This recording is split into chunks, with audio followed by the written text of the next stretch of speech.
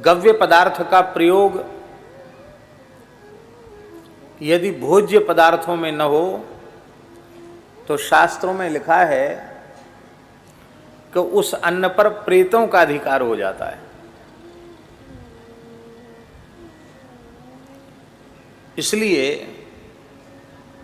घृत को हमारे यहाँ संतों में अन्न शुद्धि कहा जाता है। क्या कहा जाता है? अन्न शुद्धि। बिना घृत के स्पर्श के अन्न शुद्ध ही नहीं होता है। 24 घंटे में कोई न कोई गव्य पदार्थ हमारे पेट में जाना ही चाहिए। प्रातःकाल उठते ही सबसे पहले गोमूत्रार्क पान करे तो भी कम से कम एक बार तो गव्य पदार्थ भीतर चला गया। अमृतर्क ले ले तो गोमय भी चला गया। पंचगव्य ले ले तब क्या कहना।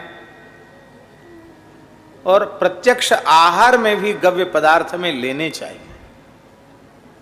हमने विज्ञ महानुभावों से सुना है, जिन्हें चिकित्सा शास्त्र का विशेष ज्ञान है, कि प्रातःकाल प्रातराश में बाल भोग में यदि गाय का ताजा दही उपलब्ध हो तो बाल भोग के लिए सबसे श्रेष्ठ है। आमाशय में, आंतों में जितने भी विपरीत कीट हैं उनको वो समाप्त करके रोग प्रतिरोधक क्षमता को बढ़ा देती है। कैंसर जैसे भयंकर कीटाणुओं को भी नष्ट कर देती है। अभी हमारे वृंदावन में ब्रज विकास परिषद जो उत्तर प्रदेश सरकार ने बनाई है, उसके अध्यक्ष तो श्री योगी जी हैं, उपाध्यक्ष श्री शैलजा कांति मिश्र हैं, IAS अधिकारी हैं, श्री देवराहा बाबा के शिष्य हैं। तो उन्होंने बताई, कई घटनाएं सुनाई कि असाध्य कैंसर, उससे पीड़ित बाबा के ही भक्त थे,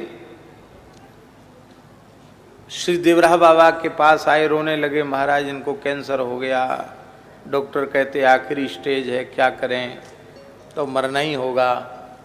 बाबा ने कहा,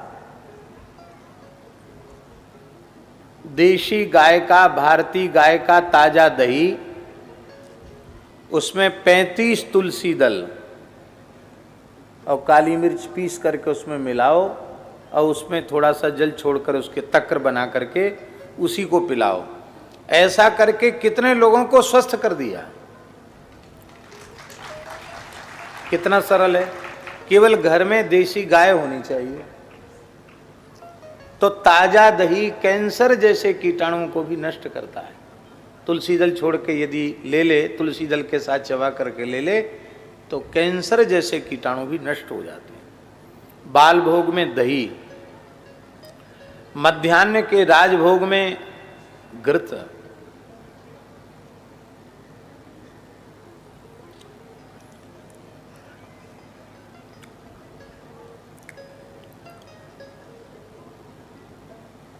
याम मध्य न भोक्तव्यम याम युग्मम न लंघयेत। भोजन के संबंध में आयुर्वेद में लिखा है, एक याम के बीच में कुछ भी खाना पीना नहीं चाहिए। याम मध्य न भोक्तव्यम, 3 घंटे का एक याम होता है और उस याम की गणना सूर्योदय से होती है। सूर्योदय के 3 घंटे तक कुछ मत खाओ।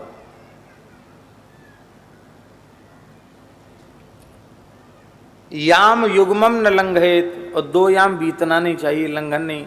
तो 1 याम बीत जाए, उसके बाद फिर दही ले लो बाल भोग के रूप में। और फिर 12 बजने के पहले पहले प्रसाद पालो, मध्याह्न प्रसाद, क्योंकि 12 बजे के बाद खाओगे तो याम युग्म का लंघन हो जाएगा, 2 याम का लंघन हो जाएगा। 2 याम का लंघन नहीं करना। तो 11 बजे के करीब, 11:30 बजे के करीब आप प्रसाद पा लें। प्रसाद में गाय का घी अनिवार्य रूप से लेना चाहिए मध्याह्न के प्रसाद में। जूठे में गाय का घी परोसना और खाना ये स्मृतिकारों ने अत्यंत निषिद्ध माना है,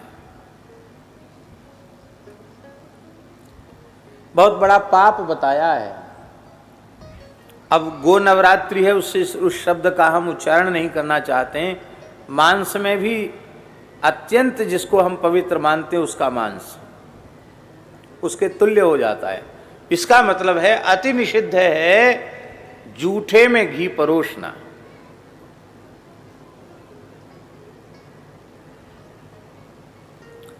अब मान लो इच्छा ही है कि नहीं घी दें हम, तो उसकी पद्धति ये है कि भात में दाल में घी मिला दो फिर परोस दो। सीधे जूठे में घी परोसना निषिद्ध है।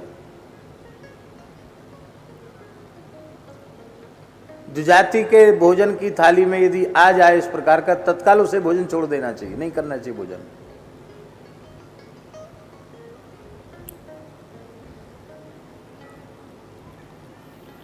घी का इतना आदर किया गया है, इसलिए भोजन के आरंभ में ही घी के परिवेषण की बात कही गई। घी को परोसना अपनी शक्ति के अनुसार घी जरूर पाना चाहिए। उत्तम पक्ष तो यह है कि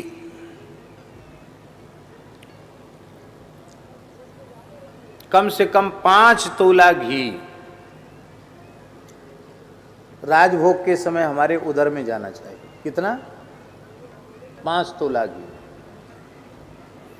कितने का होता है 1 तोला? माने 10 ग्राम मान लो। चलो महाराज जी कह रहे 12 ग्राम का तोला होता तो 12 पंचे 60, 60 ग्राम घी पेट में जाना चाहिए। अब तो 60 ग्राम घी जाए तो लोग कहेंगे हमारा पेट बिगड़ गया, पेट खराब हो गया। घी बहुत आवश्यक है। जितने भी रसायन हैं उन समस्त रसायनों में सबसे उत्कृष्ट रसायन है घृत। घी से श्रेष्ठ कोई रसायन नहीं है।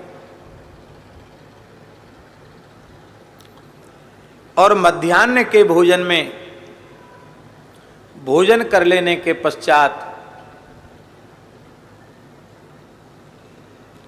भोजनांते पिबेत तक्रम, भोजन के बाद जल मत पियो, तक्र पियो।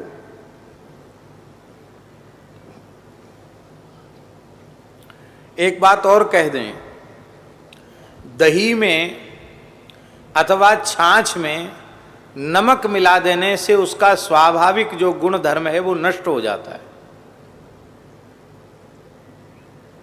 इसलिए शक्कर की बीमारी न हो तो बूरा भले ही देसी खांड भले ही मिला ले, स्वाद का ज़्यादा आग्रह हो तो, अन्यथा दही अथवा छाछ उसको सीधे ही लेना चाहिए, वो अधिक गुणकारी। और फिर रात्रि के भोजन में भी वही याम युग्मम न लंघयेत, याम मध्य न भोक्तव्यम, याम युग्मम न लंघयेत। और उसमें भी भोजन कर लेने के 1 घंटे पश्चात दूध पीना और दूध पीने के 1 घंटे बाद शयन करना।